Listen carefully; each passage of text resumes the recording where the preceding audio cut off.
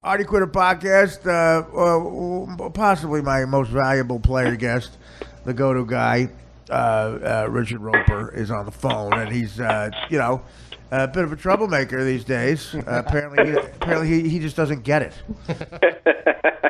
He just doesn't get what the women's movement is about. If there's anyone you'd ever want to meet who is clearly just such an angry asshole towards women, it's Richard Roeper. He gave the new Ghostbusters movie, the Lady Ghostbusters movie, a bad review, and apparently there are people who. And I think I'm accurate here, Richard. Correct me if I'm wrong. There are people, I guess, at NPR, Dan, and specifically had this opinion, and there's probably other people who might feel this way. They feel apparently that the movie Ghostbusters with the women, the new one, is so incredibly good that the only way you could hate it is because you hate women. The only way you could even remotely be negative about the comedy is that you hate women. Yeah. And so that's what they said about Richard Roeper. Yeah, am I right? No, that's pretty much it. And I want to know where this chorus was when Sex and the City 3 came out. Or like where were the cries of protest? And look, I've always said, look, if people legitimately like a film and they legitimately think it's great, that's fine.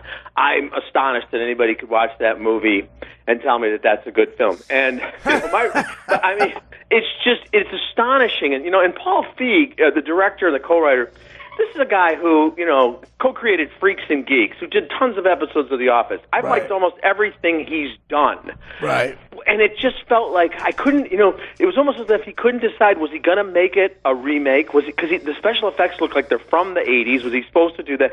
And really? Can I give you guys a spoiler alert, because you should not see this movie anyway. I'm never going to see it. But one of the strangest thing to me, Artie, was so they got Bill Murray, Danny Aykroyd, Ernie Hudson, and Annie Potts, all to do cameos, right? None of them play the characters they played 30 years ago. They're just shoehorned in. So when Dan Aykroyd shows up as a cab driver, doing a bad New York accent, and actually says to one of the female Ghostbusters, "I ain't afraid of no ghosts," you're like, oh my God, this looks like one of those Funny or Die skits making fun of, like,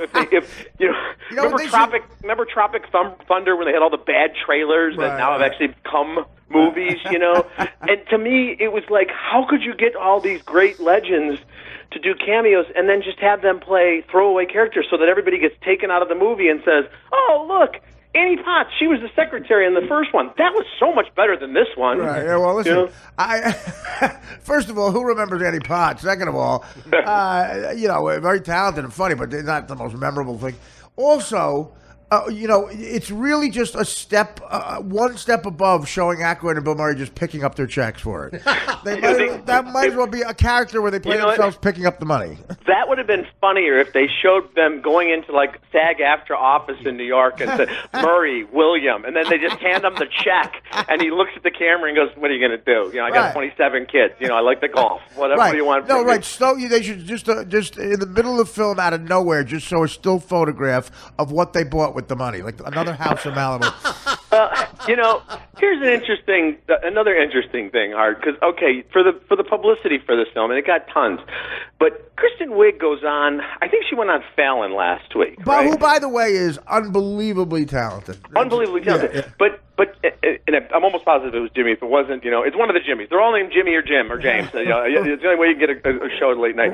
Right. But she went on as the character from The Bachelor, right? Right. And did 13 minutes on the show, and at the very end said, "Oh, Ghostbusters opening this Friday." So how much did Kristen Wiig believe in this movie? Well, I got to tell you, I think Kristen Wiig, she's so good at characters. I think she's got this Will Ferrell thing going on where she does talk shows. Yes. I don't think she likes to be interviewed. I think she's very uncomfortable as herself, which is what Will is like. I know. That's absolutely right. Yeah. But that is so odd. It just makes it odd. And she didn't do the junket either. For a movie like this, that's part of the contract.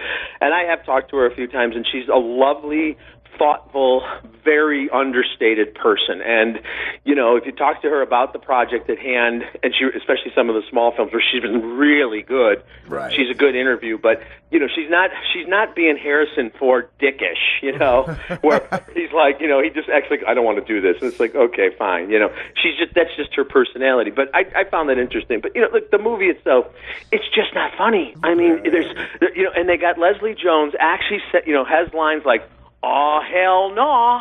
You know, when she's the ghost. And a lot of them saying, "Okay, here's what we're going to do," and then they explain what they're going to do, right. And then they do it, which, as you know, kills the comedy. Oh, you know. No, I got to tell you something else too. You know, this might be controversial.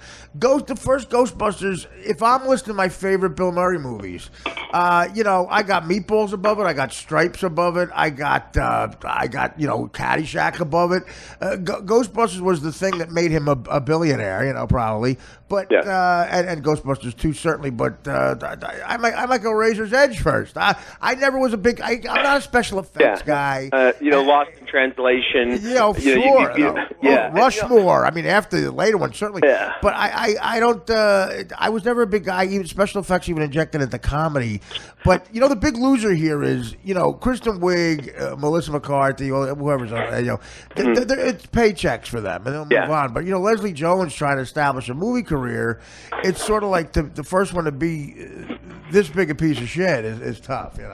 Well, and Kate McKinnon, who's so good, you know, does Hillary Clinton. I mean, I love her, and you know, honestly, and I don't know her, and I always preface this when something is this bad, but I think it's one of the most dreadful performances in modern motion picture history. She strikes every single wrong note. I swear Kate there are McKinnon? moments. Yes. I swear there are moments when she's looking at the camera, like in an SNL skit, like mugging for it, and singing, and you know, hopping, everything to show outrageous without actually being outrageous. Well, whereas you look at somebody like when you mentioned, like Murray in Stripes, and every line was kind of a throwaway line, you know, and was brilliant. When even his inspirational speech where he's like, "Come on, we're 10-1," you know, in wars. Bill, you realize that when I started to make movies, get like a part in movies or even stuff on TV, you realized how the funniest shit you laughed at if you were a fan of comedy was such casual, throwaway, small stuff. Like the thing that makes me and my cousin me and my buddy Deej had a contest once. We were I guess we were 21 years old. We're at my buddy's house. We put in a tape of Stripes. And, we let our friend decide which scene it would be, but he would play it was on video cassettes. He would play the video cassette and stop the movie, and we would have to, whoever turn it was, we'd have to say the next line. No. And you know, we saw who could win. I beat him by one line at the end of the movie. Like we were both like 15 for 15 at one point. That's how much we love that movie. And one of my favorite lines is Bill Murray on the couch right before Hal Ramis challenges him to the push-ups, and he looks at the Army commercial and he just goes, "This doesn't look bad." Well, shit like that. You'll love this. A couple of weeks ago, you know, I did the Fox Morning Show here, which, by the way, has no affiliation with Fox News Channel. Thank you very much. But you know, it's a regular. It's Fox, but it's, you know, it's Good Day Chicago. But as you know, I love to play poker, and they wanted me to do like a little bit of a poker demonstration. So I had the executive producer sit there, and what I did was I recreated the John Candy hand that he does in Stripe, where I'm like, well, that's just me. I'm Mr. Vegas. Put it all in. And he's like, and I go, well, you've got a 7 and a 2 and a 6. I've got a full house. But you're getting really good at this. And maybe, I'm assuming 7 people in the audience got it. The millennial producers were like, well, that wasn't a close hand at all. And I'm like, but I just enjoyed doing it, you know? Yeah. Let me see what you have there. What do you have there? Well, yeah, you got to say, you know, you're getting good at this. And the guy hits his head against the bed like, oh, damn. Yeah. You should bluff me, but that's me. I'm Mr. Vegas. Go all in. All in. There you go. All of it now. Or when he gets off the bus and he's out of breath, he looks at John Larroquette and he goes, "God, I hope this is the mess hall. How's it going, Eisenhower?" How's it going, Eisenhower? And he gets off the plane at the end and he goes, "A surprise party!" And he hands his martini to the colonel. He goes, "Hold this for me, will you, Colonel? Thank you." If they get on the bus, excuse me, stewardess, is there a movie on this flight? You know, I mean, all of that stuff. no one's going to be quoting any lines from Ghostbusters 2016 no, but in a week. No, but again, these girls are students of comedy. The thing about men from our generation maybe, not thinking women are funny.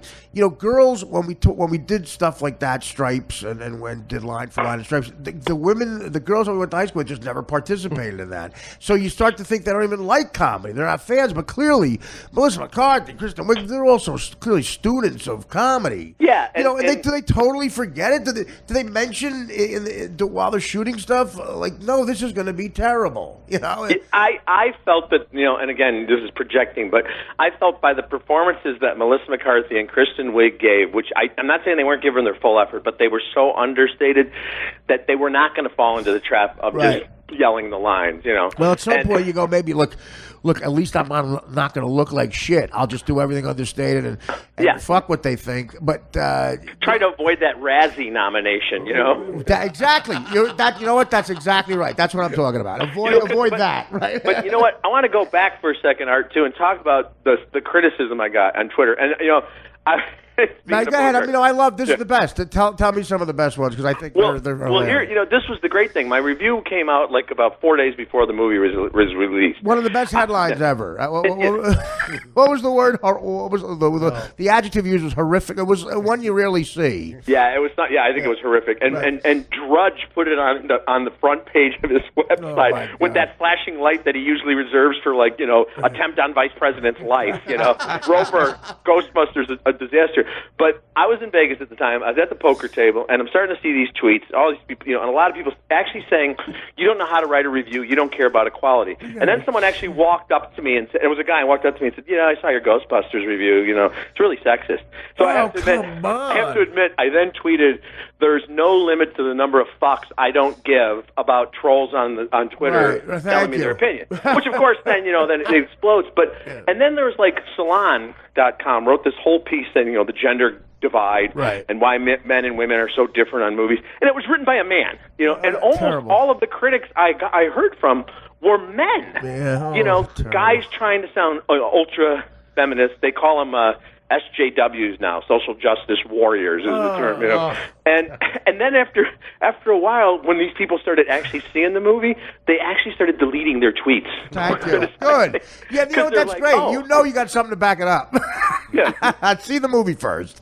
It's and I pointed out in the reaction piece I wrote, which the Sun Times had a great headline, "I ain't afraid of no posts." But I pointed out they remade About Last Night a couple of years ago, which is a movie I love because it was made here in Chicago. Kevin Hart was in the new one. Yeah. And you know what? It was okay. It wasn't bad. And I gave it 3 stars, thumbs up. And I didn't care when I watched it that it was a remake of a beloved classic. Now, last year, they did the next generation version of Vacation with Ed Helms, and it was unbelievably bad. So, each one of these movies, it's not because they're based on movies from the 80s. It's not because I'm so, worried about the gender casting. It's whether or not the movie's any good. It really, that's all that I care about when I'm reviewing those movies. I don't care if it's an all-female cast. You don't get extra points for trying. Yeah. That's not how it works. You prove that they are equal now. They can make an equally as bad movie as men can make.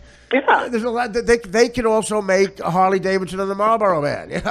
Well, how condescending and insulting is it if you give a movie a pass because they had 4 female leads, or wow, what a diverse cast. That's more racist. That's more subtle racism. That's worse than overt racism. I pointed out on the Stern Show the day after Snoop Dogg came into the Stern Show when I was there and admitted that he's still a pimp, an active pimp, and that when a woman doesn't bring back enough money, he beats them with a sneaker. Okay, he said that while he was smoking weed that I got a contact eye from. I failed the piss test the next day. All right, he's breaking felony after felony, admitting to being a pimp, whether it's true or not. But he's saying he hits women with sneakers. The next day, Pepsi announced he had a $10 million deal to a white guy. If they find a tape from them in 1988 at a bachelor party, drunk, saying "fag," out of the corner of his mouth, he can't get a fucking any type of commercial for sphincterine ass mints. He couldn't get a commercial. And what they're saying is, what corporate America is saying is, "Oh no, Snoop's black." See, they're it's a different culture. We expect them to be that way. Peterson with a switch. Adrian Peterson with a switch, exactly. Beating his child. to the point of wealth and blood, you know. That's a different culture. Michael Vick with the dogs. Or they're Yeah. saying, which even worse, and I've almost heard these nerdy white executives do this. Well, they're supposed to act that way. You expect him to smoke pot. Which again is unbelievably racist. But, More racist than you are for saying the truth about a movie. And you know, same thing with Straight Outta Compton, which is a movie I loved, Right. but you know, you got a lead character in there who has a documented history of 15 years of abusing women. Of course. And it was just, you know, it's played for comic relief when they throw some naked women into the hallway in the movie, and nobody was offended. If Will Ferrell and Ed Helms do a comedy where they throw naked hookers out in the hall and laugh about it, they're out of the business. You know, they're so outraged. So there's that, you know, there's that double standard as well. Well, you know, Ice Cube. They got Ice Cube at an airport, and he continues to do the song live. You know, fuck the police. And I mean, it's just basically calling for the execution of cops, and that's in that song. And again, you know what? I got to tell you, you got to look at a person's background. If Ice Cube was a guy who, you know, who and there are black guys who go through this, cops execute their family. You know, Ice Cube was at the University of Arizona when they were doing NWA. Now, you know, Dr. Dre, different experience, easy. But it's kind of like, how much money do you need? I'm going to keep doing it and fuck you. And that's not, look, whether you agree with it or not, and I'm not a political guy, but whether you agree with it or not, that ain't helping the problem, you know. Well, you know, we talked about this before. You know, the perpetually angry Kanye West, who talks about growing up on the west side of Chicago, and his mother was an educator, and he grew up, with learning classical music and being taught, you know, many. So it's like, and then all of a sudden, I'm like, what are you snarling about? You know, stop it. I'm out of touch with him again because I'm just a different generation. I know the big hit songs, but they show him on. At some point, you know, this is probably why I'll never get a talk show. I think he was on Seth Meyers. And, you know, Seth Meyers is a guy who is just, you know, he's perfect at everything. You know, every movement, he's a talented guy, really smart guy who does have that smug thing. He's not the kind of guy that, you know, me and him would probably go to a barbecue together. But I admit the guy is a smart, talented guy. But, you know, he's letting Kanye West just drone on and getting away with stuff. At some point, you got to point, just go stop. What the fuck are you talking about? Well, have the balls to say that. Kanye West says stuff that there might not be a bigger dick in the history of the planet Earth. And I do think that's one of the reasons why Letterman stepped down, because he just couldn't sit there and listen to a Kardashian drone on and make it, you know, and pretend that he had the least bit of interest in it, or that he felt he could do it. And, you know, good for him. Right. You know, exactly. Good for him. Exactly. I mean, listen, I got to point out too that I'm with you with the controversy this week. Not as much publicity, but some female groups. Now, look, this is so fucked up. It's funny, and it's just a typical thing in my career that I guess I'm never going to be, you know, a mainstream guy that gets ads. I'm always going to be that kind of an outlaw. And quite frankly, I'm not doing this on purpose. I'd be the first one to admit that I would love to you know, win an Emmy. And I would take the money that came along with it too. But it just, I can't be the other way because I'm not good at it. I would look so ridiculous trying to be phony. But this came out from my past.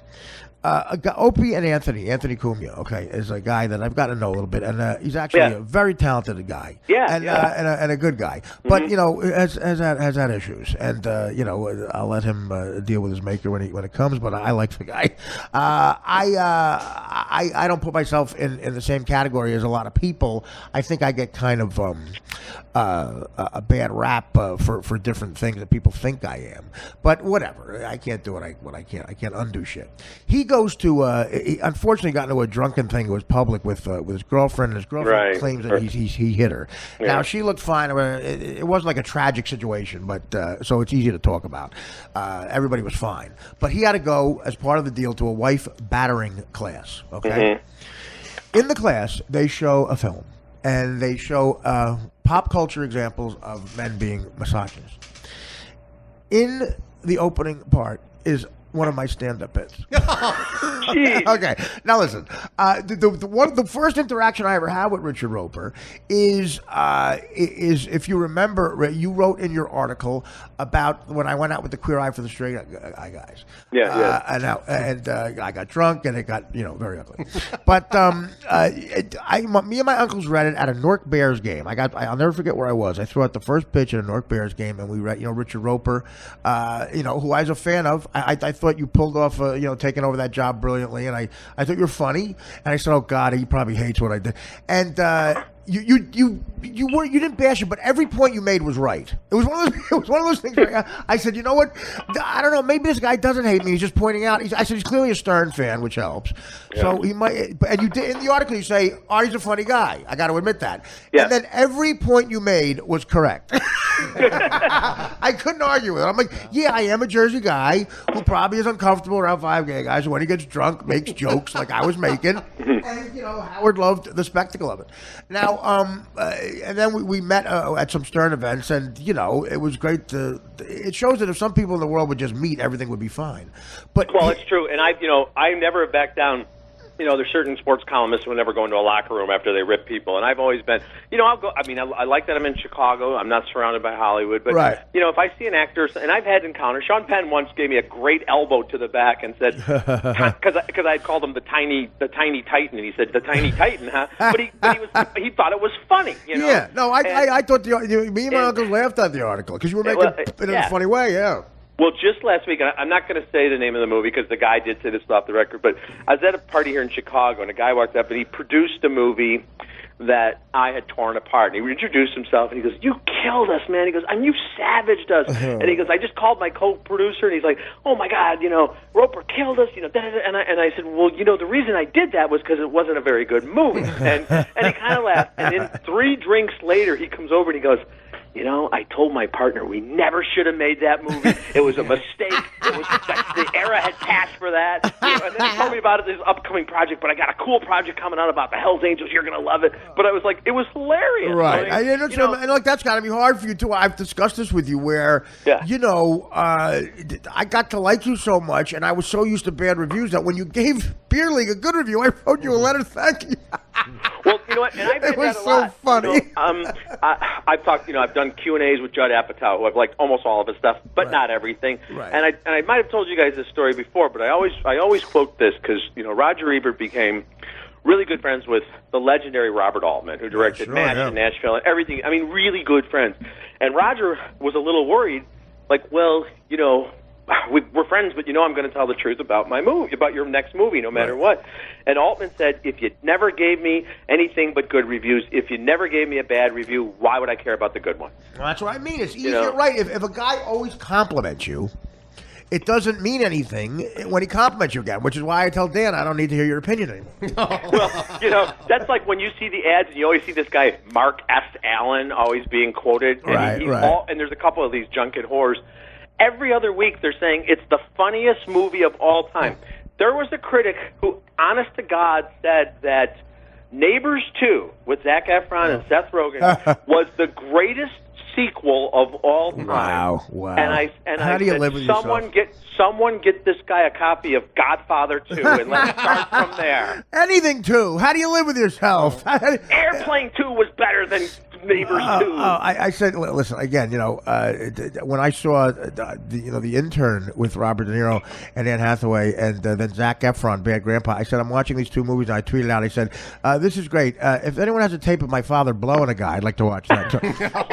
I saw the picture. I don't know if you guys saw this in New York of De Niro with his I think 5-year-old daughter. Yeah. And she's on the handlebar, like in the basket on the bike, and he's got the helmet on at 74. Oh, man. And just under his breath he's going, I was Travis Bickle. I was Don Corleone. I was in the Deer Hunter.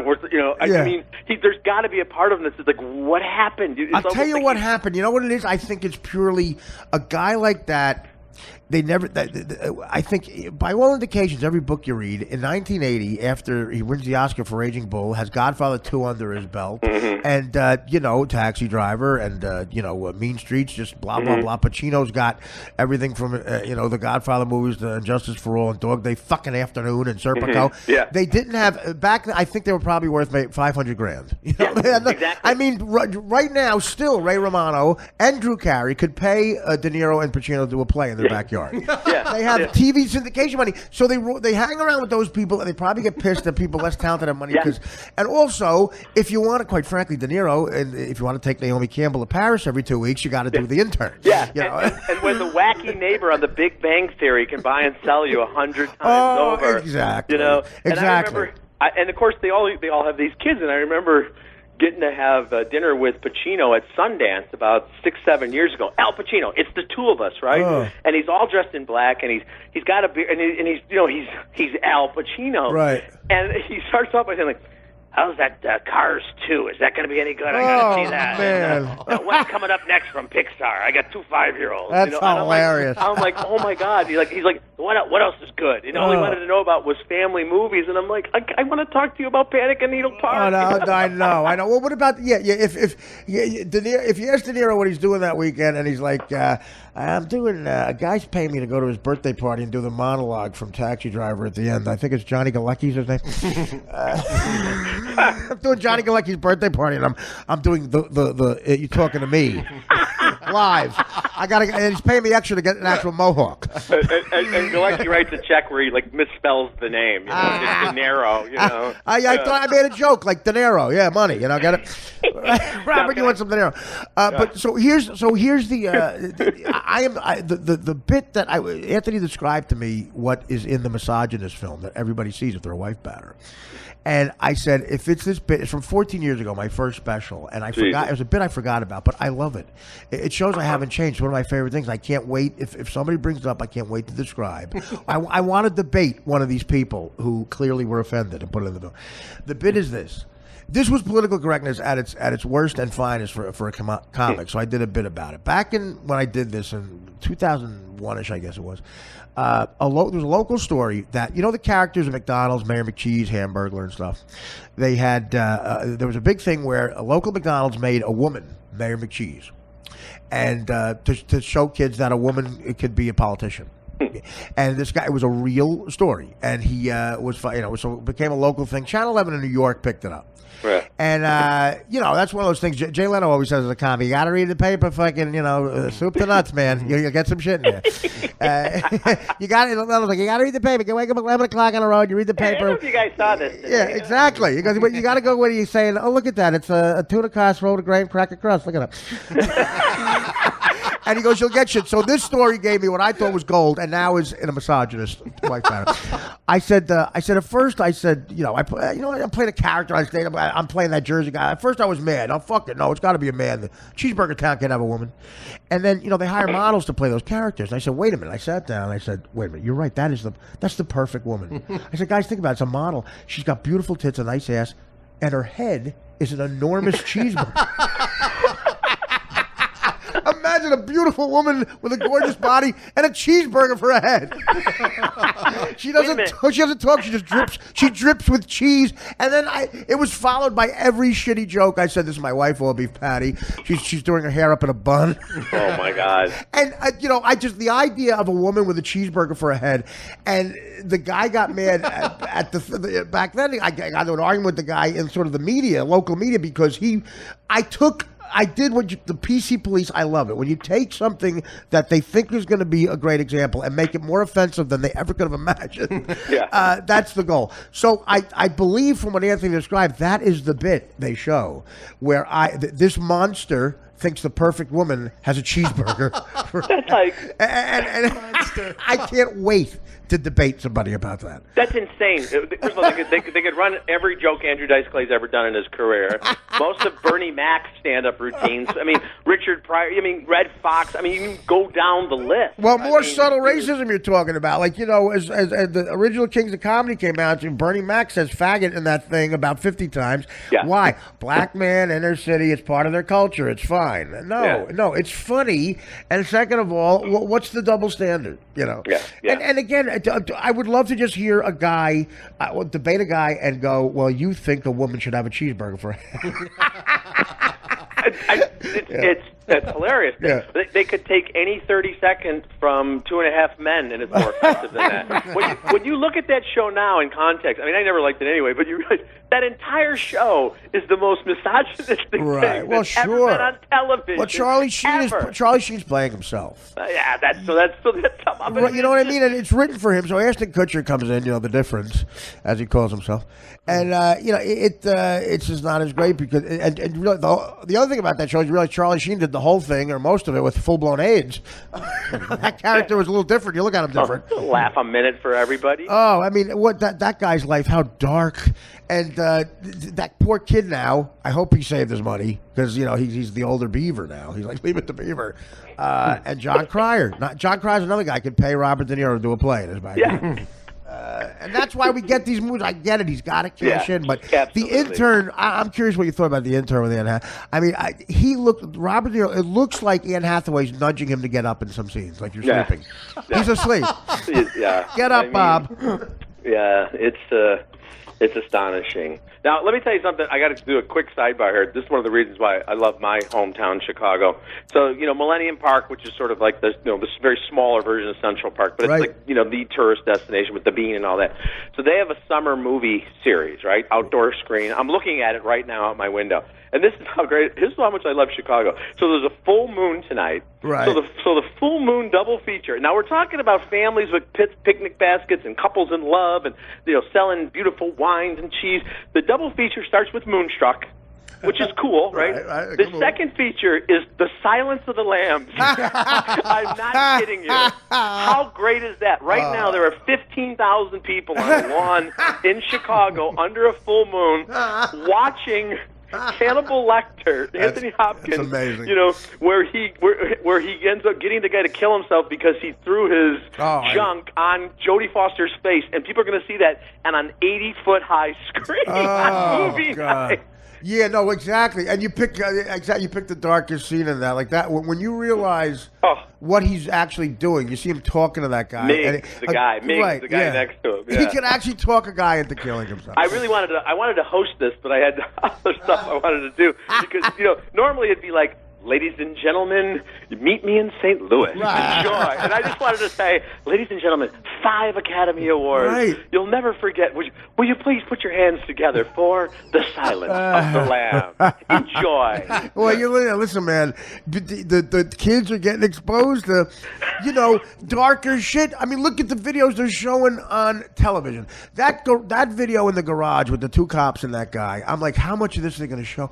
And then, the video of the guy, the other poor kid laying there in the car, and his girlfriend casually told the cop, I know. He's laying there dead. It's not a movie. That guy is dead. And, these, as much as fucking Shepard Smith and Wolf Blitzer could tell everybody, look, if you got kids, don't let them watch. What's a kid going to do? He's not going anywhere. Yeah, and we all do it. Now, in my station, we're guilty of it, although I'll give our news director credit because, we had that horrible shooting of Laquan McDonald, right, the kid that was literally running down the middle of the street, and he got shot 19 times. Right. And after the first day, our news director said, "We don't need to show that anymore, guys. Everybody knows that when he's down on the ground, he's now dead, and they're still shooting him." After it's been shared, it's been shared by 1 million people anyway. It's like we don't have to show. But all that really does is deaden people to the reality of that because they go, "Oh, that just looks like a crummy, out of focus." Well, that's what I mean. It's like a bad Law and Order episode. Bad Law. Again, the Silence of the Lambs. These kids are in the park. You're going to create people that and the internet. Modern porn. There's no ramping up. There's no pizza that gets delivered in a modern porn anymore. They go, it goes right to 5 cocks in the ass and mouth and triple penetrate. And these kids are just, you realize that these millennials at comedy clubs. Sometimes they don't laugh because they're offended. Other times they don't laugh because nothing shocks them. It's like, nothing shocks them, and and try to keep them entertained. I used to write 1,500 word movie reviews. Now I write 700-word reviews. Oh, I used to do. If you go back and look at old clips on YouTube of Siskel and Ebert, they spent 13 minutes debating Dances with Wolves. Right. Even when I was doing the show, and now my reviews, if I go more than 2 minutes, and you can see the analytics. I don't care if you've got no matter what the review is, no matter what the movie is, if you don't get to it in 60 seconds, they're gone, man. They're looking for their Pokemon character at their grandmother's funeral. I learned so much about storytelling from working with Howard because I always consider myself a good storyteller, and then I got to Howard, and he taught me how to. Because his whole thing was like, I don't give a fuck about anybody else but the guy. And this is why he became so successful. He was like, I don't care about anybody else but that guy in traffic on the LIE. Yep. Or on the 405. The guy going to a shitty job, and we got to get his attention and make him laugh. So he would say the biggest thing with the story is just get to it, and he would give you the hand when you go, come on, go, make it quicker, and you learn how to cut the fat out of shit, which is what comedy is. Comedy's brevity. You got to get to the shit, get the fat out of a joke, and that has been taken to another level now, where pretty soon you're just going to be writing headlines. Like man shot. That's it. Yeah, that's all people want. And I always, to this day, if you're listening to Howard, like when the caller starts off and goes, "Hey Howard, how's it going? Robin, how are you doing?" I'm like, "Oh, you're gone." I know. I'm like, guys, get to it, guys, get to it. Yeah, hit the ground running. So I was in my car when my knee got cut off, and then exactly. you got to none of that other stuff. Everybody's fine. Stop asking how they're doing. Well, that's why. What got me that job was I benefited from being a fan of that fucking show. There were so many comics trying to get that job, and I said to my manager, I said, "You know what, dude? Here's a shot I have. There's guys here funnier than me, but no one's a bigger fan, and I know when to shut up too. And when he's getting annoyed, I could just tell from being such a fan. So from the beginning, when Norm sabotaged me, and I know he's going to bring up the fact that I got arrested for cocaine at Mad TV, those fucking blue eyes of Howard dart towards me, and I'm like, okay, I'm just gonna. I made a life decision there. Am I gonna be the guy who wants to get a Coca-Cola commercial, or am I gonna get work from playing scumbags parties? And I got to the meat of the cocaine. Listen, I always love having you. You can talk about anything with you. Let's get to this. The real quick at the end, because I know you can talk about all this stuff, the politics, the fun that is our political system right now. I'm watching Ben Carson literally yell at the Republican convention, I'm his black friend. I mean, a guy that Trump, at one point, if you remember that speech, that's when everybody thought Trump went off the rails, when he imitated Carson's knifing story as a kid. Yeah. And called him a child molester that couldn't be cured. And he's out there now because you know what? They crave that spotlight so much. Sure. And in their minds, they're all going to run in 2020 when Trump loses. That's what they're thinking. So, Ted Cruz, who was called a liar for 6 months, whose wife's looks were insulted. Chris Christie, who was called every name in the book, and they're still going to take that speaking gig on that stage. And it's like, I find them more shameful than Trump, because Trump is who Trump is. I really believe that that's Trump. He's it is him. He's absolutely out of his mind. It is him. But that's who he is. Now, I also love when he trots the kids out. Now, Donald Trump Jr., who looks like the villain in every John Hughes movie in the 80s. Oh, I'm so glad you said to me. I said, you know what? I said he's the guy that Columbo tries to outsmart Columbo. Yeah, and he's like tries out. Every movie where the cute girl says "stop it," and he won't, and then Andrew McCarthy beats him up or whatever. Right. But I'm watching this one, it's not good, and they're of course Fox and CNN, they got to put up all those helpful facts. And they say Donald Trump Jr. is an avid hunter. And there he is with his slick back hair and his fingers that have never worked a day in his life. And they're like, Donald Trump Jr. is an avid hunter, and I'm like, I'm sure he's out there like De Niro in the mountains of Pennsylvania with a bow and arrow. He's like one of those guys who's like, pull the limo over here, hand me the hand grenade, and blows up the endangered species. Yeah, no, he runs a robot. He has a police robot that he runs. He just puts a bomb on it. He puts a bomb on it, and he makes it go towards sleeping pandas. Now there are only 299 white tigers in existence. Right. Pull over. Are those sleeping baby cheetahs? Yeah. I want to see. The youngest one, and look, he's a child. Whatever his name. Baron. But I feel like he's going to come out on the last day on the tricycle, like the kid from The Omen. You know, you just know that poor kid. You know, you've seen how often is Dad playing catch with him? Well, you know what they should do? They should promote this. They should bring him out on stage when Trump's doing his speech and promote it as the first time Trump ever met Barron. This is Beaver, my kid. He's not a loser. He's the best kid. Well, first of all, and Eric is clearly a lunkhead. I mean, could you just? I mean, when he does this, we did it here one day. We counted how many times he said "amazing" in an interview, God. and it was, I think, in 4 minutes, Richard, he said "amazing" 52 times. Oh my God! She's an amazing woman. She's an amazing person. It's amazing. Dad's an amazing dad. He's an amazing person. He's an amazing speech teller. He's amazing. He's an outsider. The ultimate outsider. He gets the brief rundown from Paul, the dye my hair Manafort, and he goes, say ultimate outsider a lot. That's today's phrase, and he just parrots it. He parrots it. Don't put down the fact that not only did they have Scott Baio, but they had Antonio Sabato Jr. and might I remind you, Kimberlin Brown, Young and the Restless star. Murderer's Row. Murderer's Row. Yeah. I mean, it's like it's just astonishing. Yeah. You know, the star power just wiping out the crowd. Well, you know, again, and the timing cannot be better for Trump because he's running against, you know, Hillary Clinton, who is just, you know, another one who's just, I mean, these are two terrible people. You know, here's the thing. The thing about Hillary Clinton, if you look at her resume, you take all the original, like 16 Republican hopefuls and all the Democrats. I mean, she's done more than all of them put together in terms of actual experience.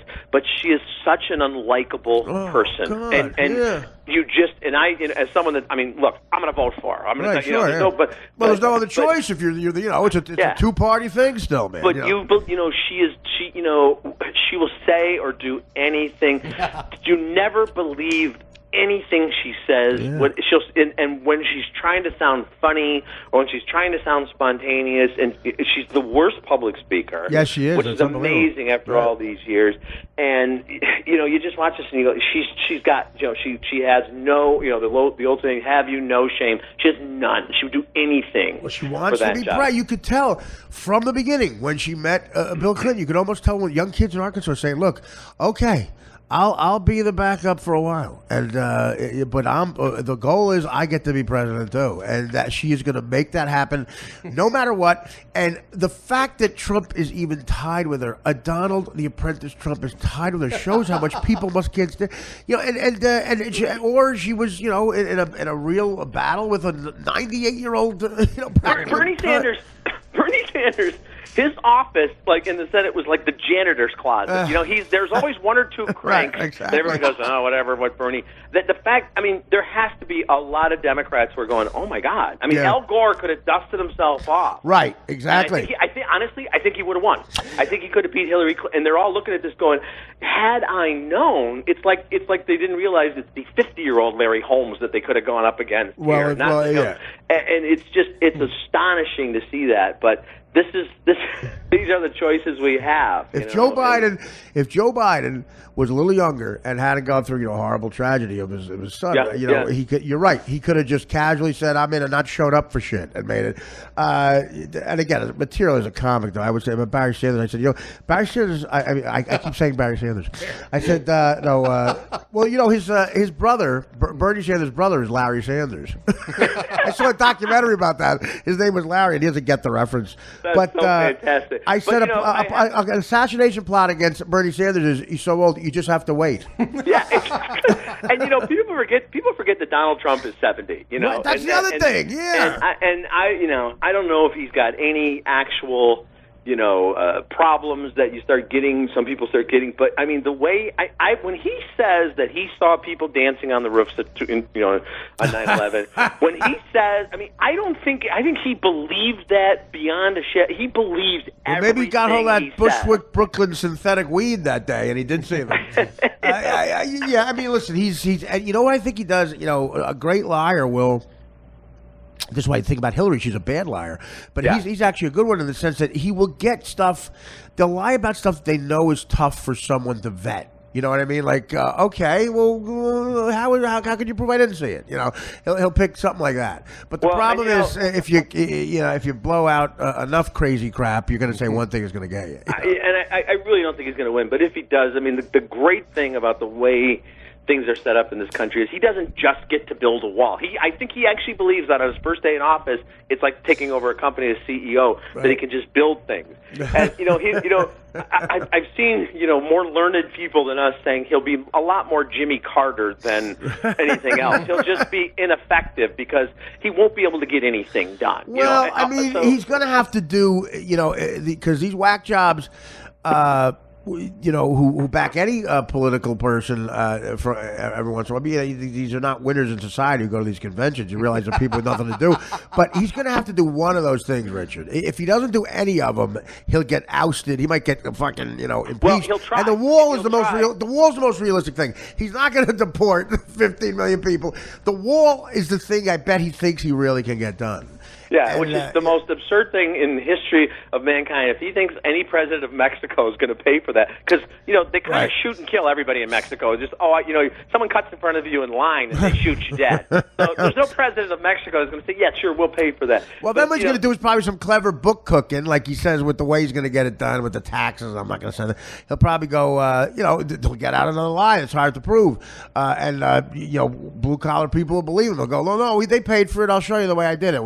With the training and all this bullshit. Yeah, but there's all these checks and balances. It was like when we had the big Tea Party movement and all these congressmen who were like 30-year-old, kind of doughy used car salesman from Kentucky who would defeat like some guy who had been in there for 40 years fighting for civil rights, and all of a sudden, Jimmy Joe, I hate everybody except for people who are like me, and he would tell everybody, once I'm in Congress, we're going to change the world. Then he'd get there and realize there's 538 others, not to mention 100 senators, and a whole different process, and then they'd go, well, I tried, but they wouldn't let me do everything. They wouldn't let me just, use slave labor to pave the roads. Apparently, I had to get approval of my friends. No, they showed me scientists' findings that Mexicans are human. I didn't know that when I made the promise. Look, we had a guy elected in Illinois named Joe Walsh, and it was mainly because people thought they were voting for Joe Walsh, the other guy. I swear to God. I mean, the guy was a complete disaster, but everyone's like, Joe Walsh, that's great. It's not, because, of course, he'd play Rocky Mountain Way. By the way, I'll tell you what, if the guitar player Joe Walsh ran on a third party, I hope he would win in a landslide right now, President. Life's been good. That's how it works in Chicago to this day. And Dan, your producer, can tell you this. For judges and all that kind of stuff, if anybody's got a maiden name or a cousin's name that's got an O'Malley or a Rourke or a Kelly, so it's like Juanita, Benita, O'Rourke for judge. Well, you know what Hoboken is? The Frank Sinatra birthplace where I am right now. It's all Irish bars with Irish names owned by Italian guys. Yeah, it's like welcome to O'Doul's. I'm Vinny. Welcome to O'Hallahan's. I'm Marco. Top of the morning thing. Right, that's what they do. Yeah, an Irish name. We it really brings it a bunch. Danny Boy's a little bit of a whiner. We got it on a jukebox. If you want to hear it, I'll leave you with this. I'll leave you with my fucking theory why Chris Christie didn't get the nomination. He was on that plane with them for like 3 straight months, and if you noticed, it was like a gag. At every stop, he was loading himself up with food, like it was almost a joke. And what goes in has to come out. And I don't care. I did this before. It cost me a deal. A hedge fund guy, flew me to Detroit. I remember that. Right, and I had to take a shit on the private plane. I said, I'm going to lose this deal, but I have to shit. It's either this or shit in my pants and I get arrested. So, I guarantee Ivanka Trump, who's like Miss Perfect, might have opened the wrong door and saw Chris Christie taking a shit with his shirt off. Yeah. Chris Christie taking a shirtless shit. Yeah. And he's like, oh, geez, I got to go back. I thought I was done. Hand on knee with a slice of pizza in the other hand. When you do that double-decker and come back for the second one. I thought I was done. I'm not. I wasn't done. Ivanka Trump crying, pulls her father aside. It can't be him. We'll fly commercial. Chris Christie's catchphrase. That was me. That was me again. That was me. Sorry, guys. Me and the other kids, as spoiled as you are, will fly commercial with people. We'll be around people. By the way, guys, and I tweeted about this. I'm not kidding. And Richard, you might be too sophisticated and nice to partake in this. Dan's already been affected by my craziness. But if you go back to when Donald Trump Jr., who again we have the same opinion of course. By the way, I love when they talk about the importance of hard work and how they got their first job interview they went on at the Trump Tower. He announces officially his following over the top with the delegates. Now, the air conditioning in Quick Arena must be very good because look at Ivanka. The nipples are erect. She has got perfect tits, and they are just, and she is clapping, and my God. They are making America hard again. You know what, though? Donald would love that. I told you before I would date her. Of course. That's the thing. You come full circle. Nipples. By the way, did you see my daughter's nipples? You think Chelsea Clinton never had nipples like that? I don't think so, because she's a loser. He tweets out her nipples compared to Ted Cruz's daughter's nipples. Yeah, I'm going to pass on the retweet of that since I just got out from under the Ghostbusters dust. But good luck to you, Artie. Thank you.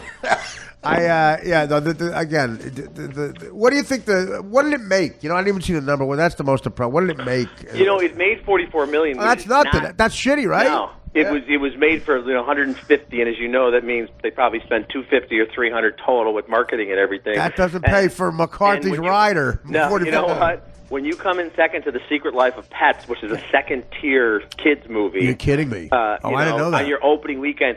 And you know this is the one, I don't care what people say, word of mouth, and yes, to this day, critical consensus. And yeah, it got some nice reviews. But, overall, when people see it, it's going to drop from 44 to like 20 to like 8, and it's going to get out of theaters less than 100 million. And that's a failure and a half, right? If you adjusted for inflation, the '84 Ghostbusters probably 600 or 700 million. It made it 200 million at the time. Wow. Yeah, it's number 34 on the all-time adjusted for inflation list, which is all that really matters, because then you're talking about the actual number of people that saw it. Which Animal House, I think, might even be that might be the biggest if you adjust for inflation of all time, because I think that was made for like under $3 million, and it made 200 mil or something. Animal House.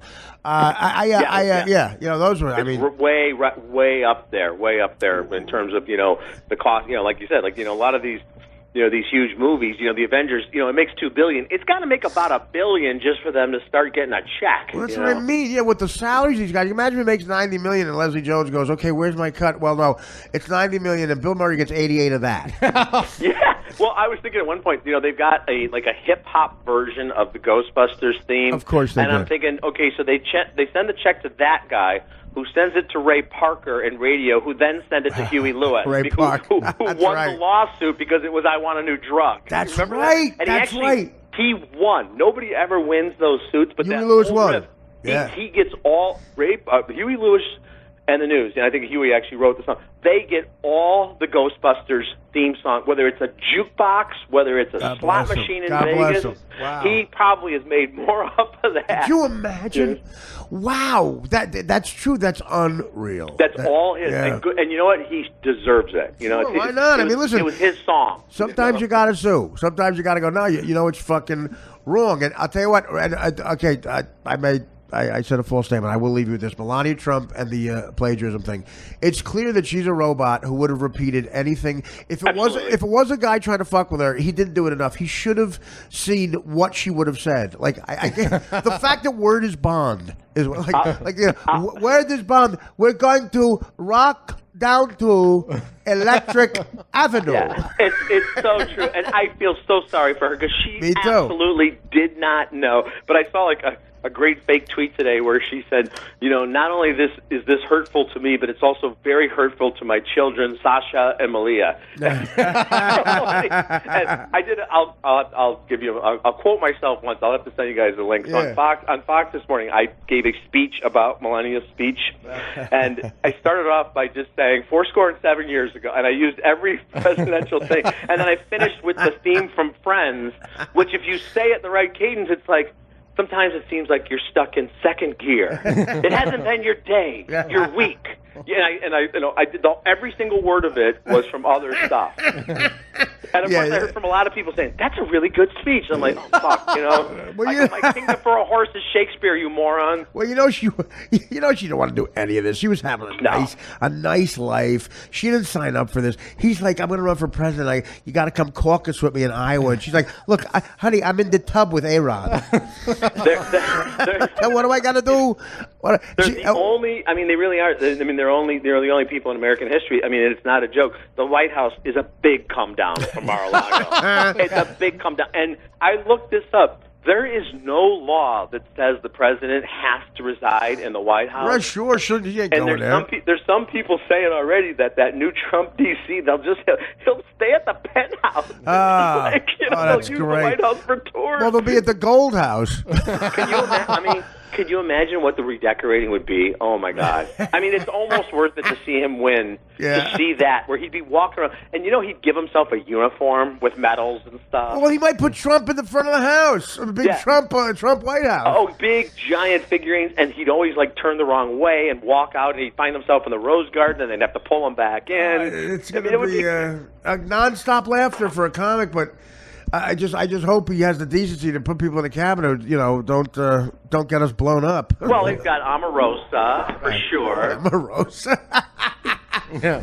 Well, I tell you what's going to get him in, and you're going to have to make a deal with the devil. What he could do, the way he wins, is these terror attacks continue and the cops, because he could float that right in.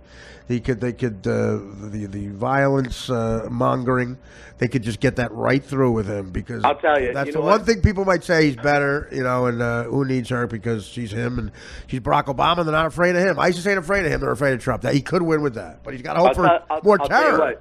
When you're talking about tens of millions of people who voted for him, and I was actually at the rally in Chicago that got called off because of the protests. Right. But it's literally there at the United UIC Center. But when you see the people supporting him, you see the anger on their faces.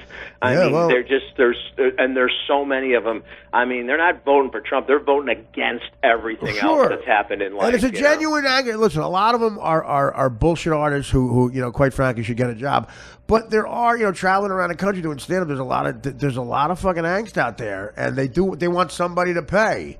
And then of course, they want to admit it, but then there's that underneath racism of Obama. There's no doubt about it. Yeah, sure, they call him that Obama, and even Trump never calls him Mr. President or the President. But it is incredible when you think about all of these hard-working Midwestern blue-collar farmers, people that Donald Trump has exploited his entire life, and they think he's their guy. Well, here's a guy. Yeah. That disconnect cracks me up. Well, here's what happens. Hollywood's got to learn that they're the biggest fucking supporters for the goddamn Republican Party ever. When you think those workers that you're talking about want to hear Bill Maher go, for believing in God, you're stupid. No, well, you believe in God, so you're stupid. And they go, fuck you. I'm voting for whoever you're not voting for. Yeah, no, you're absolutely right about that. He and Maher's not the only one, although he's the leading kind of from both. But there's that, and even Jon Stewart, who's brilliant, but for 20 years it was, he made a career out of, kind of condescension. They don't want to be told what to do. And Stephen Colbert on that show, he gets low ratings, the lowest ratings in the history, in the history of late night, I think, because clearly that character was him. Look, smart, brilliant guy, but do you think anybody that, the blue-collar people you're talking about, again, want to hear him be sarcastic towards them? It's like they don't want to have it happen. They get insulted. John Kerry, in 2004, John Kerry got fucked by people like Ashton Kutcher telling people in Indiana they would be stupid if they voted for George. Yeah, and you're absolutely right about that. And I've learned that, even during the course of this campaign from my own, corner of the world, telling people they're stupid because they voted for Trump. I mean, That's stupid to do that, Right. because you probably found this out too. You start talking to people in your life, and every once in a while you find someone saying to you privately, well, you know what, I'm probably going to vote for him. And you're like, oh, my God, I never thought you would be that person. And they're not stupid people. They're for whatever reasons, and a lot of it is just like, you know what, it doesn't work the way it's worked now. Let's just see let's roll the dice. Listen, I got to tell you something. I go to work. I'm doing. I do jobs on shows that are all union jobs and Teamsters and camera guys, and they know me. I'm not a college educated guy, and I'm a guy that is one of them in a lot of ways. And I have way better conversation with them than I've ever had with a lot of actors. So they come to me and they talk about politics, and I go, listen, guys, and I outright tell them. I go, they work on these jobs in New York. I say to them, guys, do not bring up politics. Do not say you're voting for Trump within earshot of. Tina Fey. I'm telling you, because I go, Tina's a great person, but these are very political people, and they might think something of you just be, and just it's not worth it for you, man, because they can't overtly fuck with you, but they'll secretly fuck with you. There's people like that on that other side that really hate you for that. So don't lose your job. You know what? The belief that a lot of people in Hollywood and that a lot of people in the media have this elitist attitude is actually true. I mean, let's not kid ourselves. Sure it is. I'm in television and radio and newspapers for 25 years, and the truth is, when we're not talking, when it's all off the record, 90% of the people in those boardroom meetings and the editorial board, deciding what stories are going to go on, are Democrats, are liberals. And there are a lot of people, especially in Hollywood, if you say you support Trump, they will belittle you. And they will, and it's interesting because, you see people saying, wow, for the party of tolerance, you guys can be really intolerant. That's a legit point sometimes. Sure, and it's come full circle. In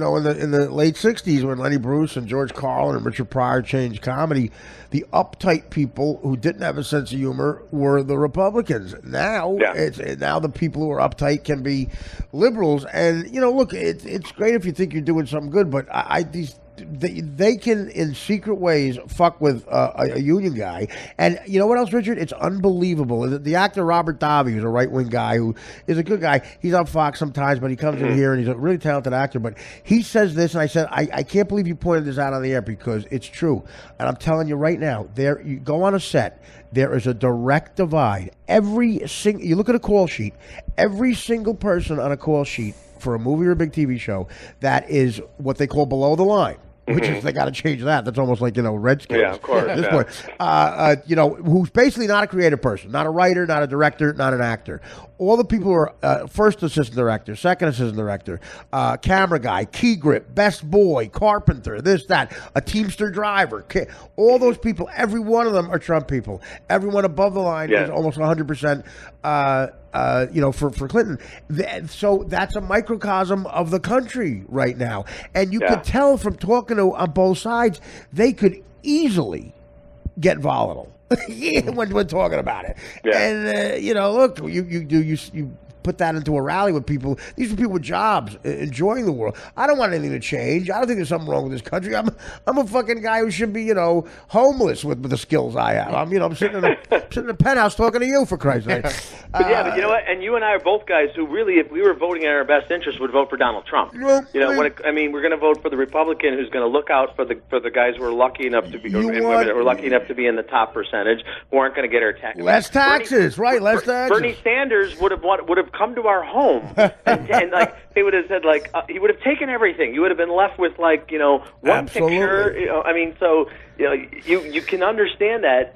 But the paradox of Trump isn't that great? The paradox of a guy like Trump is, you're right, we would do that. But if the reason Trump doesn't want you to see his tax returns, and the reason Mitt Romney reluctantly did it, is those guys figure out. I bet you Trump doesn't pay any fucking taxes. Oh, of course he doesn't. That's what I mean. That's what it is. I mean, Romney, I think, paid 13%. Yeah, it's amazing. I've been paying 40 since I'm 27 years old. But but here you and me too. I mean, sometimes and again, nobody wants to hear us whining. But sometimes you get a check and you're like, but I'm taking home that much. Why am I not in Monaco right now?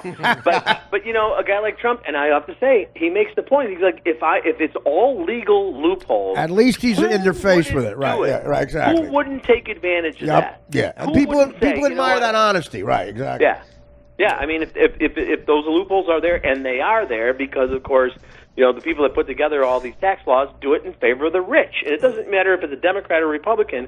That's how it's going to be. I don't know. I mean, I'm trying to think what the most my old man ever made in a year. But even my father was a genuine guy. He got up every day and he took a ladder off a fucking van, whether it was 2 degrees under zero or fucking 110 degrees, and climbed a fucking roof and and hustle. He was up on the roof. He would say to people, "Another $50, I can clean your gutters while I'm up here." That's how. And of course, he ran a few scams here and there.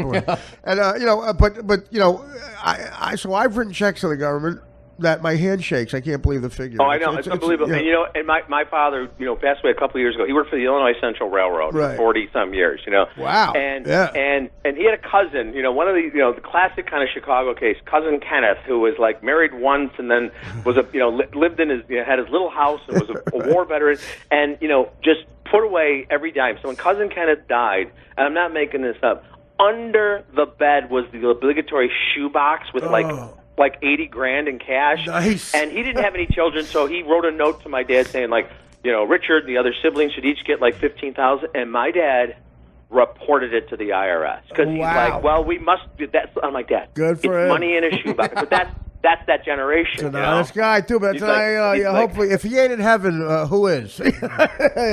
Good. That's honesty too. That's like, you know, that's great. That's great to hear. But, you know, when you write a check for that much money, I remember when I did it, I said to my fucking accountant, I said, you know what? Here, take this and tell all of your sons when you mail this, put in a note that says, if Artie fucking hits the same pothole twice in 2 days and it's not taken care of, I'm punching out the mayor. I want it taken care of. You know, and I know you probably feel the same way I do about this. It's if we knew the taxes we were paying were going to real things. If you could say, exactly. I'm Artie Lang, I want this $800,000, whatever the hell it is, to go to, you know, fix this the pothole kid who needs a leukemia, you know, blood cell treatment, but you just feel like it just gets kind of absorbed into this system. Nothing happens. You're right. It pays for some sort of bureaucracy shit. Like, or just like, you know what? It's a lot of money, but just tell me the foxhole's going to be fixed on 38th Street. Yeah, exactly. That's all I want. You know, tell me that pothole. And you're getting the classic stories out of Cleveland right now where they spent $7 million on,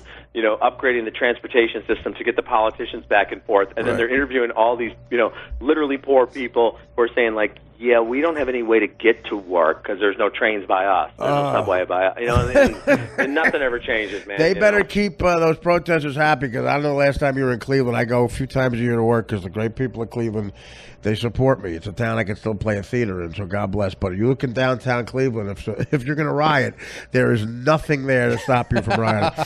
There's like I will tear it. They're trying to make it happen there. God bless them, but maybe LeBron will do it. But, that was the great thing. Like Chicago was the White House center of all this stuff about 6-8 months ago. I talked to you at the time, all like everyday protests, and they'd show it on cable network, on Fox and CNN, and they'd be like, you know, riots in Chicago. And yeah, it was pretty intense, but like they'd be marching down Michigan Avenue, which is like Fifth Avenue in New York. I mean, it's the main, and I'd be going to my appointment at the Apple store, and the protesters would be like, "What's up, Rich? What you doing? Can I get a selfie?" It was people were saying to me, "How could you survive in Chicago?" And I'm like, "There's like 0.001% of fighting," and a lot of it was like literally guys saying like, "Oh, you know what? Let me walk you over here. Let's get a selfie together. This cop over here is hilarious. I've been talking to him the whole time. He's like, are you here again? Don't you have a job?" I mean, it was, you know. Well, listen, but also the other thing that proves this too, as you're saying, and I find this a little bit too, is that the other thing people are obsessed with in this, the great equalizer in this country right now, is celebrity. People are so fascinated by celebrity because everyone wants to be a celebrity now. Yeah. And that's kind of scary too. And you know, they think celebrities all get it from doing, just blowing a rapper like Kim Kardashian. They want to do nothing. They want to do nothing to become it. I was at the Jewel Osco, which is a regional grocery store in a neighborhood near me that's maybe 80% black. The guy behind me is a giant black guy, and he's wearing a T-shirt that says, and it's got the Warner Brothers logo, but it says, "If you see a cop, warn a brother." It's Warner Brothers. If you see a cop, warn a brother. And I'm looking at him with his braids, and he's like 6'5", 250, and I'm looking at him like, Warner if you see a cop, warn a brother. And he goes, "What's up, Rich? I watch you on Good Day Chicago. Let's do a selfie." Selfie. We're like goofing around. But yeah, if you see a cop, warn a brother. A selfie. That's great. Well, listen, he's making America funny again. It's unbelievable, man. Well, we'll see what happens. Again, like we said, it feels like this has been going on forever. Every time we talk, we say it's going to be entertaining. It's just going to get more entertaining because if there comes a point where it doesn't go down to the last day and Trump sees a month out, he's done. He is going to go down swinging, man. And but you know what? Last thought already on this. I kind of feel if he sees in October that he's got no shot, I see him dropping out saying the system is rigged. Right. I can't win. I'm going to do better from the outside. And you know what? And what's his name? Pence will then be the nominee or however they'll do it. I could see him doing that. But you think he goes quietly too, like just say no. Yeah. He goes down swinging and he calls, crooked Hillary, and the system is rigged. But I can't do the job I'm going to do, and then he becomes a bigger hero. Because once he's president, he's just another president who's bogged down by the pomp and circumstances. But the other way, he's almost a living martyr. Yeah, right. He does the ultimate mic drop. I cannot, in good conscience, run because they won't let me do what I want to do for you. Right. They won't let me, defend Muslims. Absolutely. They won't let me build the wall. They won't let me protect the cops. So I'm dropping out, and I'm going to be the agitator, and he'll be a hero. And then he'll say, and by the way, this Thursday on NBC, The Apprentice returns. The agitator. and all the contestants on Celebrity Apprentice will be all the guys he beat. Ben Carson, Chris Christie. Now, Chris, you had a lemonade stand that didn't do well at all. What happened? Chris Christie, you took a shirtless shit after lemonade stand.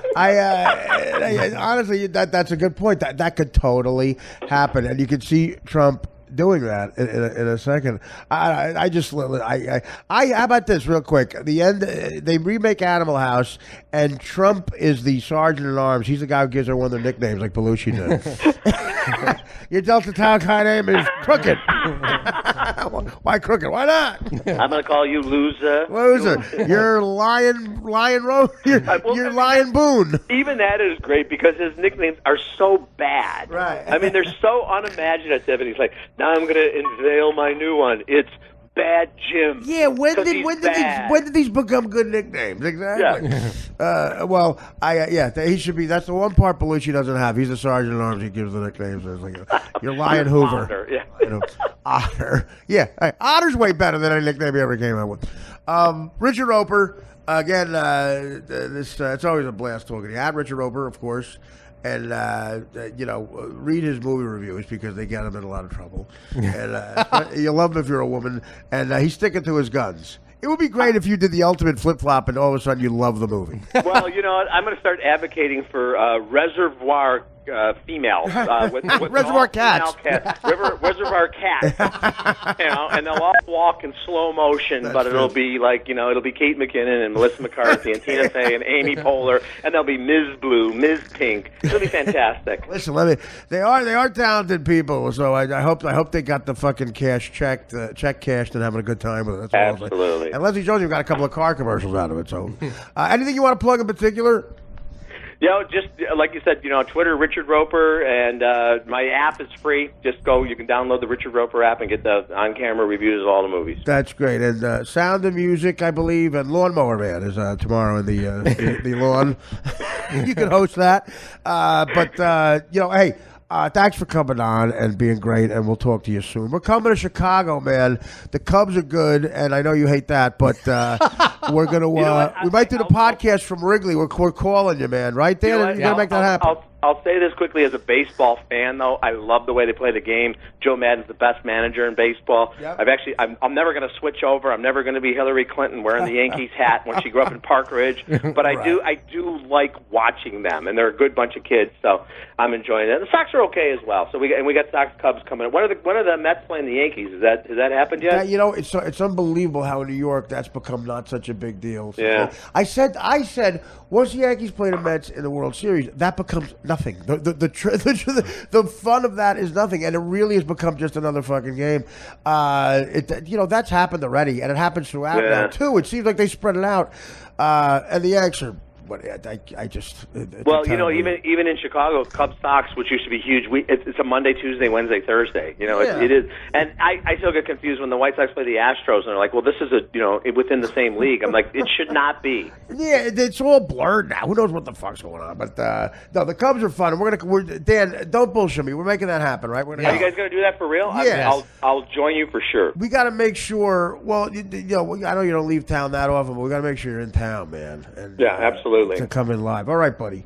All right. Great talking to you, Artie. Always great, Richard. The great Richard Roeper. Always fun to talk to him. And, of course, the feminist man about how could that have been good? You knew. The best part about it is the Papa John's guy getting slimed. It was horrendous. You saw it, right? It was one of the worst movies I've ever seen. No one was funny. It was horrible. Dan sees everything. And I tell you what, before we leave, very, very exciting tomorrow. As you know, I've been filming this Judd Apatow produced HBO series, and I've been having a blast. It's been nothing but fun. And, listen, I guess Pete and Judd listened to the podcast a couple of times, and there's an episode which we stopped, but I finished filming my last episode this week, and it's been a blast. We did a whole season. Judd is an absolute pleasure to work with, man. I know it sounds like a cliche, but the guy works fast, and he's funny, and he's smart, and he's just everything you'd think he'd be. It's been great. He's been a good friend to me, and him and Pete Holmes, a star, who's great in it, is at HBO as well. I got to thank them. They gave me a huge opportunity here, man. As of right now, I think I'm going to be part of a stand-up tour they're doing to promote it when it comes out early next year. We don't have a date yet, but and all the press. They asked me to be involved with it, so I'm ecstatic. It's a great opportunity. And the biggest exciting thing that comes out, I guess after listening to the podcast, they were trying to cast somebody. Because I don't know, Sarah Silverman, who I can't get in real life, is going to be my guest on the show. There's an episode where we do the podcast. It seems like there's no script. We're going to do the podcast. I think it might be an episode. I'm going to try to get her to make it a real episode. Like, would tie in brilliantly with the Papa John's contract. But I think they were trying to cast someone to be Dan Filato. And they went to everybody. It would be great if they went to Gino Bisconti. No. Could you imagine if Gino got an audition to play Dan Filato? And then they said no. And we're giving it to Dan Filato. I don't know if they auditioned somebody, but they called up and they said, hey, Pete Holmes texted me. He said, would your guy Dan, would you want to play himself? I go, I bet he would. And listen, long story short, I didn't go to work today. I had the day off. Dan did, though. Dan had his 4-hour fitting to play one guy. So Dan is playing himself on an HBO show, baby. And, this cannot air quick enough. I cannot wait till tomorrow. And I guess, they figured Dan's not a professional like me. They're not going to try to get him to memorize lines. We're going to do a show, and I will bring up Rick Steves. I want to try to get them to cast Rick Steves. So I don't know what's going to happen. So it's going to be me, Dan, and Sarah Silverman on my fake TV HBO version of my podcast. Dan playing himself. Dan, your thoughts real quick. Your acceptance speech. I tried to wear my cargo shorts, but Aubrey, the wardrobe guy, said, go with the long pants. By the way, let me preface this by saying Aubrey is one of my favorite people. I love him to death. But that sums up showbiz. Aubrey, the wardrobe guy. He's the best, Aubrey. Try to make he could be a little more imaginative. The 15th color shirt. Just imagine it's the same shirt and it's magenta. He said that I would look good in layers, so he had me put on like 4 things at a time. He bet on your face. Yeah, it's like a 200-degree day, Dan. Yeah. Leather. Well, how do you feel? I mean, well, first of all, first of all, you're welcome, Dan. Again, your friendship with me has gotten you now so many contacts in life. You know Dan McGrath because of me, the cop. You're now on an HBO show. I mean, you live in a penthouse. Your dream job of New York City. You always wanted to work in New York radio. And I okayed the job. And now you're on an HBO show because of blah. You know what? I'll give you a chance to say thank you to me. Go right ahead. You know what? I'll save it for my Emmy speech. I just want to say we both know that's not going to happen. It was amazing when you said, would you want to play yourself? I was so excited. And, I just hope it goes well, and I hope I don't sweat too much. I didn't hear you. What? No, you're not going to sweat. Are you nervous? Yeah, of course I am. Are you kidding me? Okay, you're not going to yell out loud, are you? It's movie small, we call it. I'll train you. Okay. But can I just say something that you've been saying to me for the last 6 months? You're gonna say take your pants off? No. Can you make sure? Say take your pants off and microwave me a cheeseburger? Can you make sure I'm up by 6 a.m. for the car? No, Dan, you have to get us up. So Dan and I are both gonna. This is gonna be great. I am so inefficient. I make these poor Teamster drivers wait like an hour because I know you don't need to get to the set. I don't need to get there. They go, you got to get your hair and makeup done. My hair and makeup done. I'm playing Artie Lang. How long do you think that takes? An effeminate guy looks at my hair and goes, I guess it's fine. So I'm always waiting anyway. I made up a phrase about acting. I made up, this is all me. I made this up on the set of Dirty Work. You know what it is? Hurry up and wait.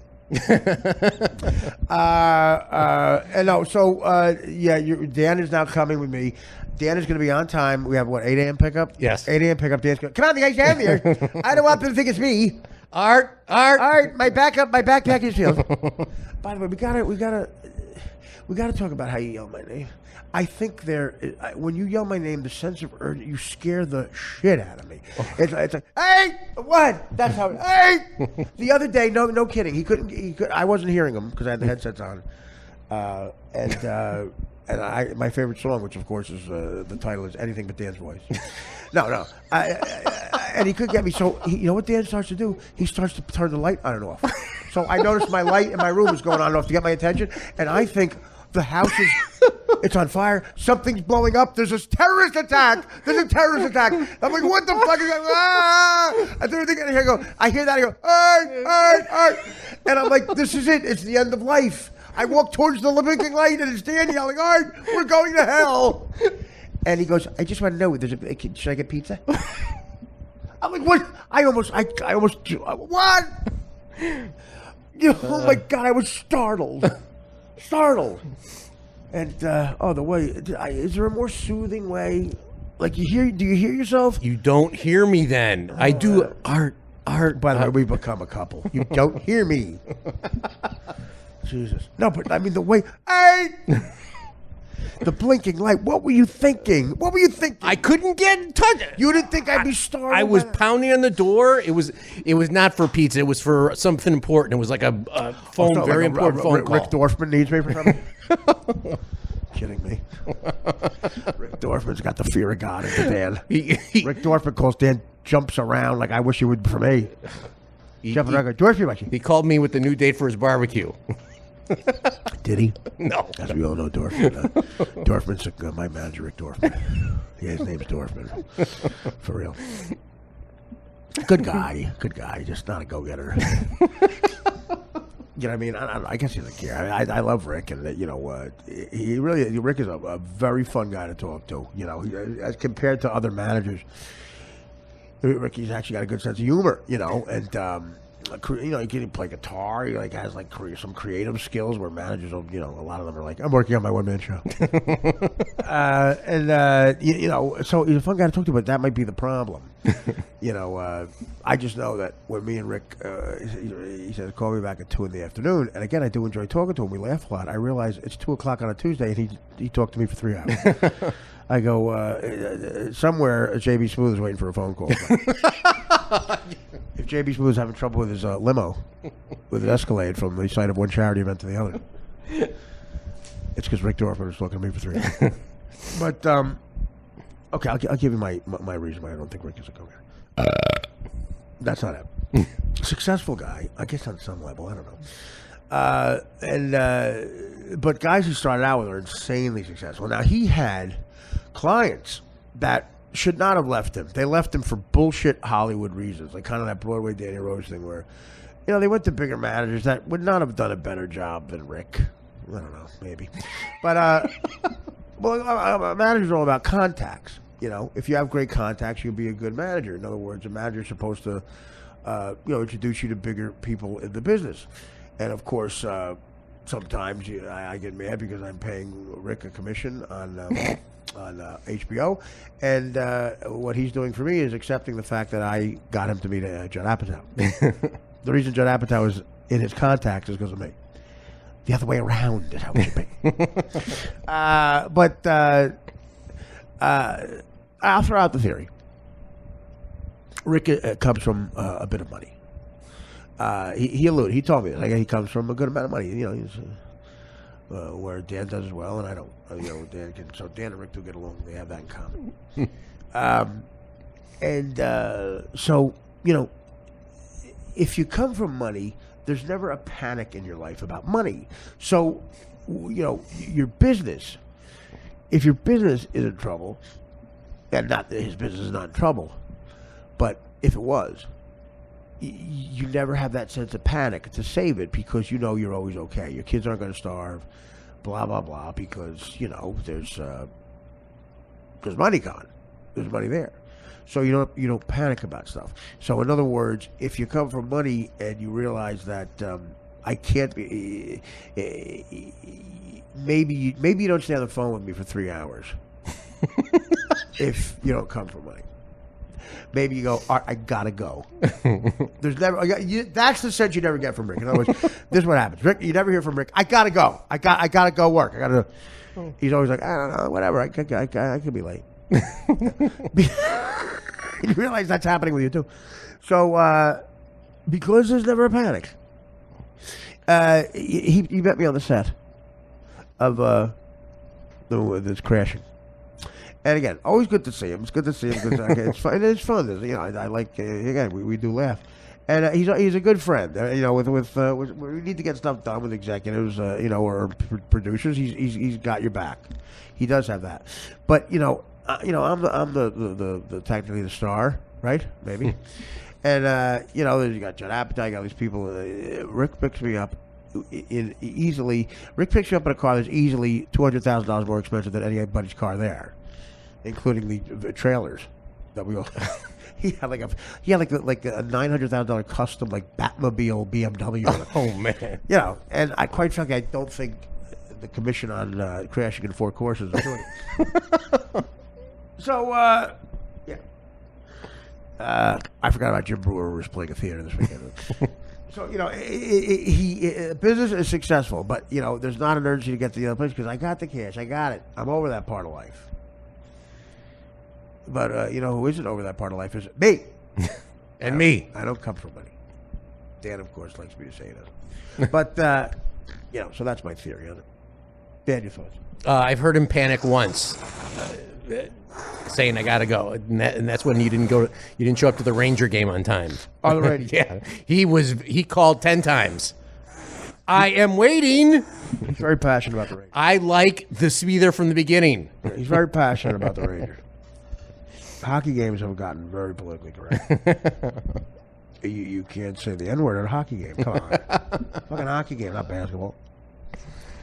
I'll tell you what hockey games used to be. There was a French guy who was on the Philadelphia Flyers who was a big rivalry of the Rangers. And his name was a French name that was pronounced Schwieger. But it was pronounced Suigger. And put it this way, the people in the blue seats would give it another. They had another way of pronouncing it. The Ranger fans in the blue seats had another way of pronouncing the name Suigger. In French, it's Schwieger. And the blue seats, it's at the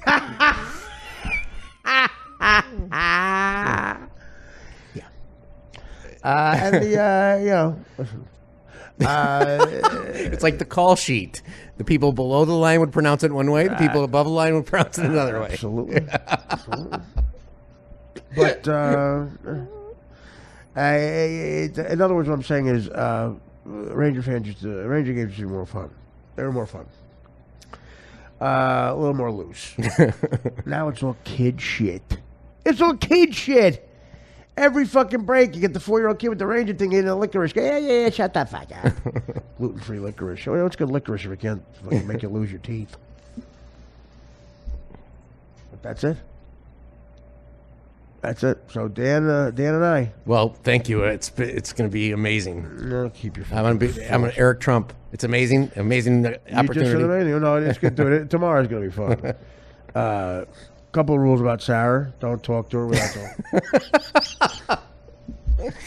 talking. I know Dave Duskow. I'm in with Sarah. Yeah, but you're not Dave. Sarah's A-list. All right, I am not. So you have to learn that. You're A-list in my book. Right. Well, you're friends with Bill Murray. Nowadays, that's not Sarah. Whatever you do, Bill Murray asks for Sarah's number, do not give it to him. No, we're going to have a lot of fun. And I'll just make sure you stay with the below-the-line people. That is literally what they say. The camera people. And now look at me. That's why this country's great. I'm in the only business where I'm above the line. But they know I'm not. They know I'm below the line. I literally have way more fun talking to a Teamster than I do.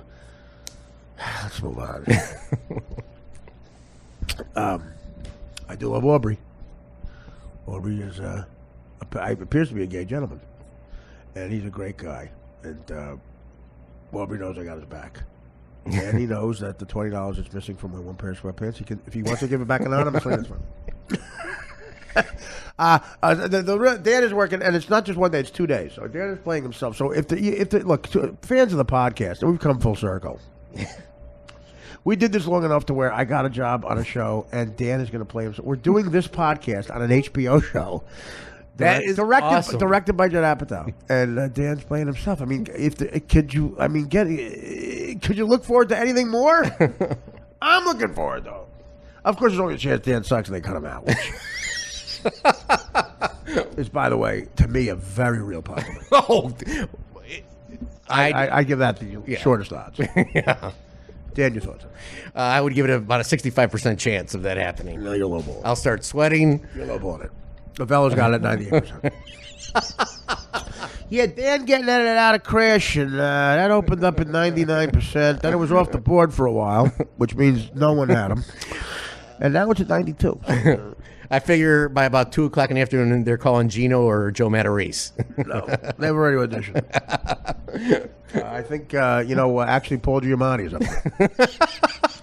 We have an offer out to Paul Giamatti. But also, Kathy Bates, too. Kathy Bates. When they found out that you like Elizabeth Warren, they went out to Kathy Bates.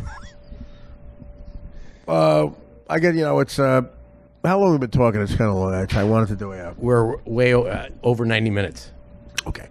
We'll have to do this. This will stay topical a couple of days. This story will stay fresh. I was doing my Roger Ailes, who's the head of Fox News. They gave him a deadline, man. He's out. He's getting ousted. Him and his wife, who looks like... well, let's move on. But, yeah. She could have been Ghostbusters. It's a barrage of women besides Gretchen Carlson. And the one that you didn't want to be on that list, the one that I sealed the deal, is on it. And we predicted this, I think, in my last time. Megyn Kelly. Megyn Kelly claims she was sexually harassed by Roger Ailes, which means he is a gun. A gonzo. And, this is a stretch, but I noticed the enormous size of Roger Ailes when they showed a picture of him during the story. And he looks like an old actor named Charles Lawton. Charles Lawton was a great, I think, Shakespeare-trained actor who got into the movies. An enormous gentleman. He was a little thin in his first big movie called Mutiny on the Bounty, which he did with, I believe, Bogart. He's the Bogart one, not the Brando one. And he's the one, the famous. They just did it on Bugs Bunny. That's how I knew it. He's got the big lower. He's got 2 chins with the big lower. Alfred Hitchcock, Winston Churchill type lower chin. Charles Lawton. That's what he was famous for. Mr. Christian, there's a mutiny on this bounty. Mutiny on the bounty. And that's what he became famous for. But he did one of the best courtroom movies ever. Witness for the prosecution, with a stunning ending. Oh, every time it's on, I can't help but watch. I think it's from 1958. He's older. He's enormous. And an old English barrister with the wig and everything he plays. The ending is unbelievable. Marlene Dietrich's in it, and Tyrone Power. It's fucking great. You know that movie there? Yes. Yeah. Absolutely. The ending is very, very, very good. And it fools you. You got to be honest with yourself. First time I saw it fool me. Channel 13 at night. And I remember that movie, the night I stabbed myself. That's the last movie I watched. I remember watching that the night I stabbed myself with a bottle of Jack Daniels. Wow. And I knew the ending. I didn't know the ending of the night. Wow. That was the last movie I saw. Shit. At least it wasn't weird science. Anything with Anthony Michael. So that's Charles Lawton. He looks like him. So it's an obscure reference, but that's my setup. So I was doing him as Charles Lawton. Shitty impression, but it's just the character itself became, according to Harry Shearer, very funny. He loved it. The fact that Harry Shearer saying he loves something. Again, that's a guy that's a compliment you a lot because he's real, and when he does, believe me, that's all I need. Keep your Emmy. Keep your Emmy. Put me in the misogynist film for white batters. Right. But Megyn Kelly is, like, this is Roger Ailes. Bring me my horse and pepper. Where's my horse and pepper? As you know, I just came from a doctor. And you know what most people call a gunt, which is my enormous belly. My enormous abdomen has now extended, much like a young Ethiopian gutter snipe who hasn't eaten. I have the direct opposite. I have an enormous belly because of eating, whereas a young colored fellow from Ethiopia has it from not eating. One of life's paradoxes and ironies that I feel is not discussed enough. I'll bring it up in the Oxford think tank that I'm at for other people in the media. I've been turned on. As you know, it falls over my genitalia. It falls over my genitalia, but that doesn't keep a man like me from being virile and versatile and very, very horned up as well. Yeah. So it creates the gunt area, the crease right above the genitalia. Most people call it gunt. The doctor says mine is so enlarged, he calls it an enclosure. Much like that silverback gorilla had, an enclosure. And we do find, once a month, I have the enclosure cleaned. I go into a factory where they lift it up with industrial devices, and they clean it out to prevent infections. And when they clean it out, they find a lot of things. And as you know, recently they found Gretchen Carlson. Gretchen Carlson was found in the fetal position in the lower end of my enclosure, the southwest wing of my enclosure. And what happens is they start nibbling at the skin, and they develop a nipple, and they find a food source. They find a food source. So she was keeping herself alive by feeding off my enclosure, the dead skin in my enclosure. She was able to nibble through it with her blonde teeth that I had whitened, by the way. When she first started, I had her teeth whitened. She was at the southwest enclosure, and she made a nipple. And she was sucking on the nipple. She reverts back to the infant type form and was feeding off my enclosure. Now, what I eat, she eats in a different form. So she was getting mashed up versions of steak and potatoes and large pieces of hollandaise sauce. A lot of times for a breakfast, I'll put a stick of butter and hollandaise sauce in a blender with a piece of ham. And the eye of a one-horned newt, indigenous to the backyard of my enclosure. And I'll blend that up and eat it. And she was nibbling. Picture Dana Perino and her in a nibbling. We found Dana in there. When she first started there, I made advances in her. Greg Gutfeld sold her out. Took her to my apartment, where she was introduced to my enclosure. Greg hit her in the top of the head with my Emmy Award. It's the only time he'll ever pick up one. I predict. And I said, "Thank you. Your work here is done. You'll have a job on the 5 for the rest of your life. Now leave." I then had my way with Dana. Of course, her husband couldn't come. He was talking to the dog. Dana's husband talks to the family dog. He doesn't work. I find him to be a bit of a loser. Not much of a conversationalist. So that's the thing, my enclosure.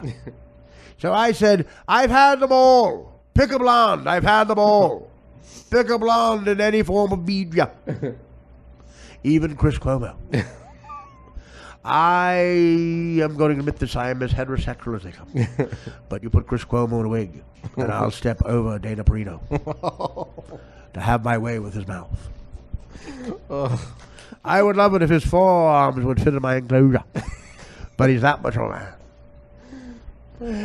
And I said, "Listen, I want Megyn Kelly. That's the crown jewel. That's the crown jewel. That's the one I need. Need it, got it. The got it is her. And of course, Jake Tapper." But I said, "Get me Megyn Kelly. Bring me the Megyn Kelly." So what I did was I devised a clever plan. I said, "Tell Megyn Kelly I saw her Donald Trump interview. And I thought it was good. So, in other words, incredible bullshit. I said, tell her I'm the only human being who thought it was good. I thought she had hard-hitting questions. I'm the only human being who thinks she had hard-hitting questions. And she bought it. She came over. That's when I put on the old Ailes chart. I put on my favorite album by Nat King Cole. It's the duet he did with his daughter Natalie. And I called it Unforgettable Enclosure. And I made my move. I slipped an enormous roofie into Megyn Kelly's hair dye. She came out of the bathroom crying. And I knew she made up her mind. I've got to do this to keep my job. If I want to have my next special where I ask bullshit questions to somebody else, I've got to go into enclosure. So I lifted up my belly and exposed my powerful media genitalia. My powerful I call my penis Edward R. Murrow. I call my penis Edgar R. Murrow. And my left ball is Guglielmo Marconi. And my right one is David Sarnoff. All references that none of you people know. And I said, listen, tell Edward R. Murrow what you think of him. Come over here. Tell Edgar R. Murrow, Marconi, what do you think of him? Megyn Kelly started to come towards me, and then out of nowhere she hit me with mace. She maced my enormous second trim. I said, oh my God, this got a sight. What confidence. That's when I heard the sound of a camera rolling. I looked up, and that colored fellow, Juan Williams, was taping me. I knew it. I knew the minority would do it. I knew the minority. And I said to Juan Williams, guess what? I've changed the name of the show you're on to The Four. It's now The Four.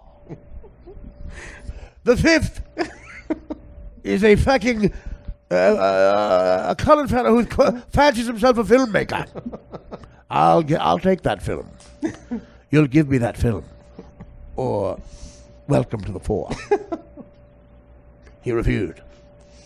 I said, well, yeah, touche. You're a little tougher than I thought you were, weren't you?